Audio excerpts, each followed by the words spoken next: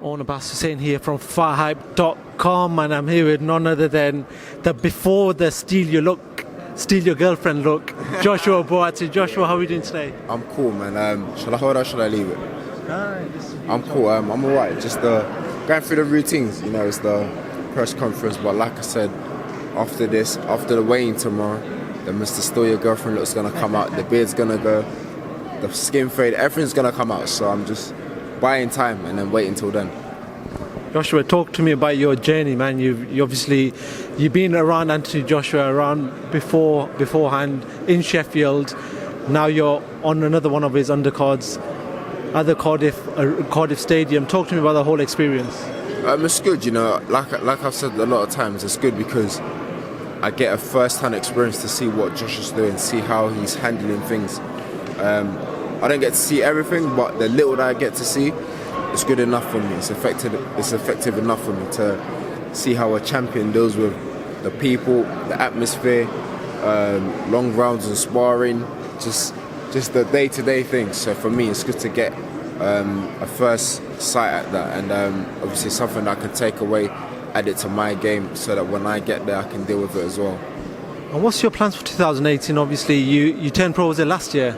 Yeah, I've been a pro for I think about 9 months. 9 months, yeah. So what's the plans for 2018? Have you and Eddie sat down and sort of discussed a plan for the next 12 months? We vaguely discussed a few things in terms of when I'm next out, and that. I think the plan is to have a title by the end of the year.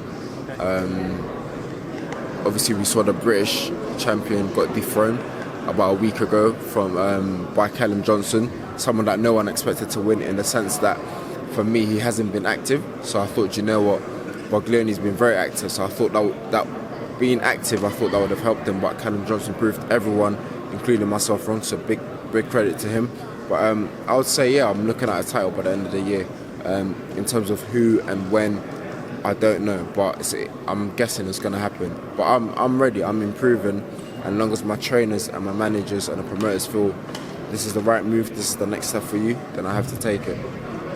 I wanted to talk to you about that fight anyway. What did you make of that fight and that performance from Buatsi?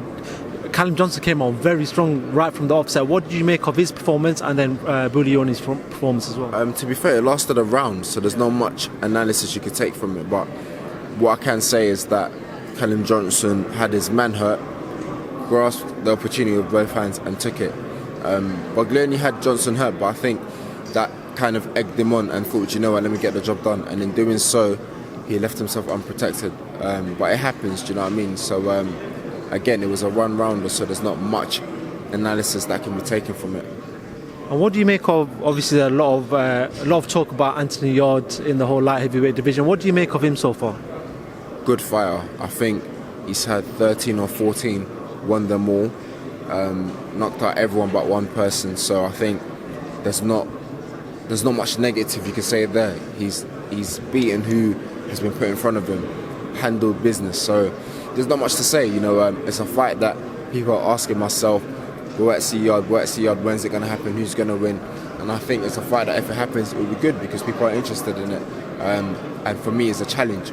It's almost good to have a challenge. So if it happens, it happens. But from where I'm standing, there's nothing negative to say because you've had 13, 14 fights, you've won them all. You're doing what you're supposed to be doing. Do you know what I mean? So there's nothing negative to say. Just want to switch over to the main event, Joshua Parker. You've obviously done a lot with Joshua in the past, however long. What's your prediction for that fight? How do you see that fight playing out? I'm not going to write off Parker because I think he has got threats to his game plan and what he can do. I just feel that Josh has more threats than Parker. You know, I've seen a bit of spite in what Josh is looking to do, so I'm going to lay back, sit back and watch it myself. How I see it going, Josh is going to win. In terms of whether it's going to be by a knockout or a stoppage, I'm always going to predict a knockout for Josh. But let's take into account Parker's never been stopped. He's never been given a standing count. That's something to consider. But I feel the superior man, which is Josh, will come through. So another victory for the team. And obviously, if Joshua is victorious in that fight, the fight that everyone wants is Joshua versus Wilder.